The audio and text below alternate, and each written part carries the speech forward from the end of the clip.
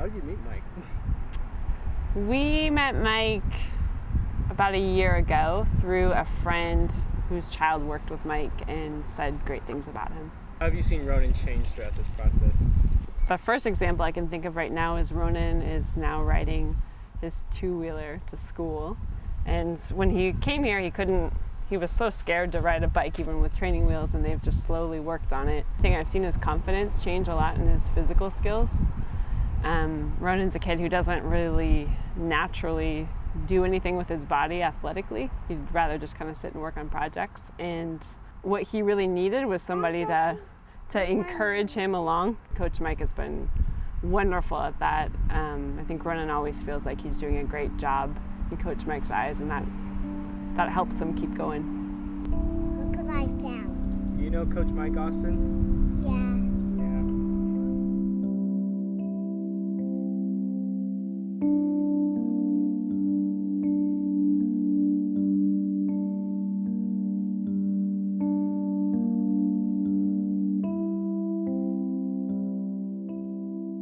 I grew up in the middle of a block, about 30 homes on each side of the street. I must have had 20 different friends, boys and girls, my age or close enough that we would play together. Times were much different then. Kids, we would constantly go from one house to another. We would go to the park. At the end of the day, finally, some parent or two would come over and collect all the kids from our street and take us home. So naturally, growing up, I thought every kid knows how to play. It's just instinct, it's natural.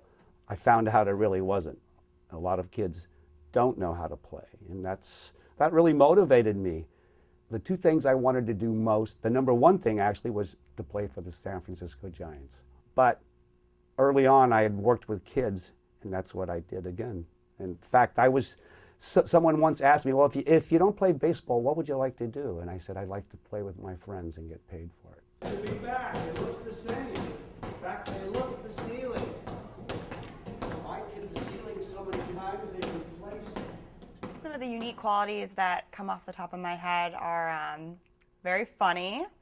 I would think about him as being more of like a big kid at heart. Like, he works with a lot of autistic children or kids who are mentally challenged, and I feel like he's able to bring out a spirit in them that a lot of other people could not.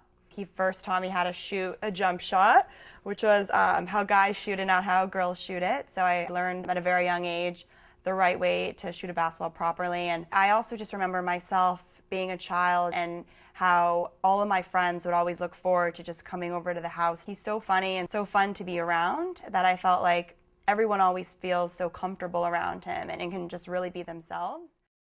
Do I understand correctly that you used to work with your dad in his business? Yes, I started with my dad.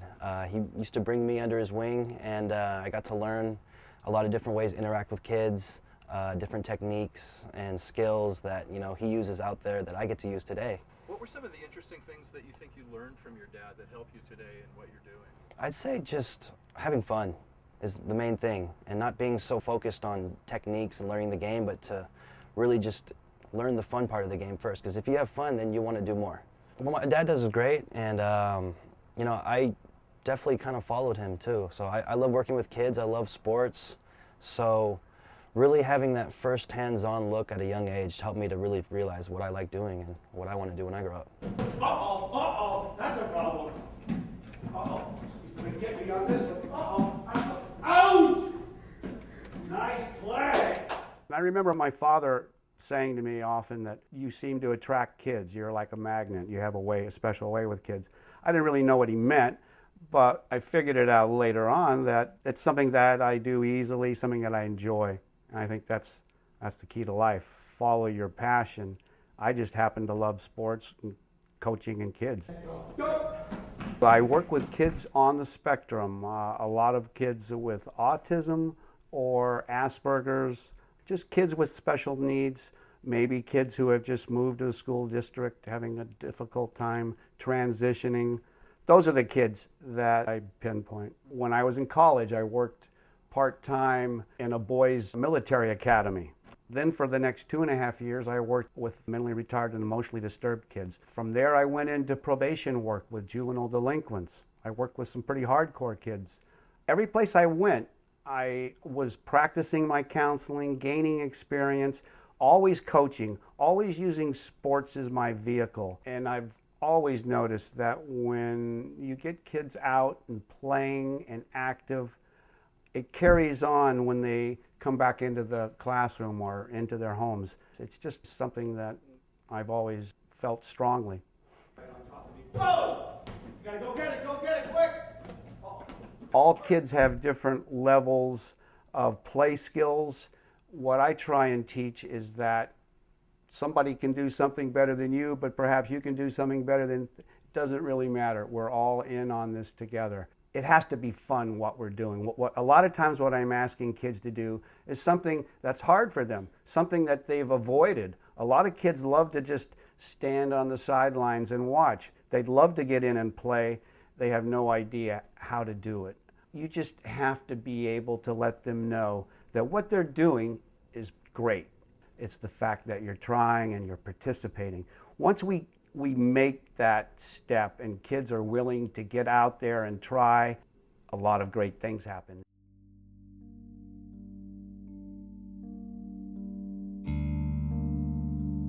Every kid is different. There are different buttons to push.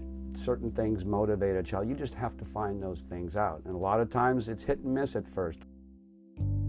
There was this one kid named Dimitri. He was always inside, always playing board games, never was interested in playing any sports or interacting with other kids outside on the playground. And so really the challenge that my dad had with this kid was to make him go outside and make him really see the world and hang out with people and just be more normal and not just always seclude himself. He thought like an adult, but he had nothing in common with anyone his age. So I went home and I had to think, what can I do? He loves chess, so I developed on paper chess moves, but it was more like pass patterns that a receiver would run. He thought that there was definitely some synergies between board games and plays.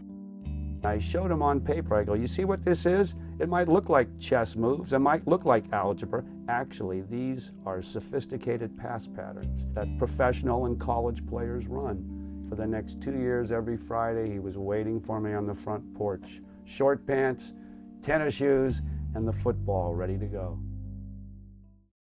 There's a child now that I've been working with for 8 years, which is very unusual. Usually it's not nearly that long. His parents were told that he would never walk, he'll never be able to talk, that he should be institutionalized. Big kick, big kick. There you go, nice kick.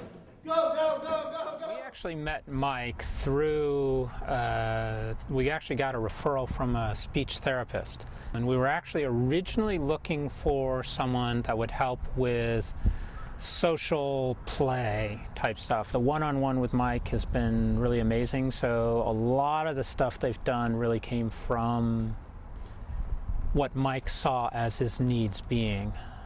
Oh, nice kick! It's gonna go to the wall. Hurry, hurry, hurry! Nice job, save! When I met him at 7, he was walking and he was talking. But then we took it a step further and he learned how to ride the bicycle, a two-wheeler. He learned how to ride a scooter in the park. He learned how to swim. He learned how to navigate a playground and do the monkey bars. And he's leading a typical life. Talk about the therapists and a lot of the experts and stuff, and they said, he's not going to run, he's not going to ride a bike, he's not going to swim, he's not. Now he rides a bike, he runs, he swims with Mike. A lot of it's about what he can do, not about what his limitations are going to be. Some kids just want it more than others. You can see that. Riding a bike, learning how to swim, just having a sleepover with a friend, finally developing a friend. Not everyone has that gift. Some kids don't even know how to begin addressing that situation. We try and teach them that. I've always lived basically under one rule: treat other people the way you'd like to be treated, and I leave it alone, just that simple. And that's what I like to do. Nothing gives me greater satisfaction than helping a kid. That's how I want to be remembered. Someone who helped a kid over a hurdle or two and got them to the next place where they could take off. And I think for me, I've got the ideal job in the world. Plus I can wear short pants, t-shirt, and a tennis shoes about 300 days a year.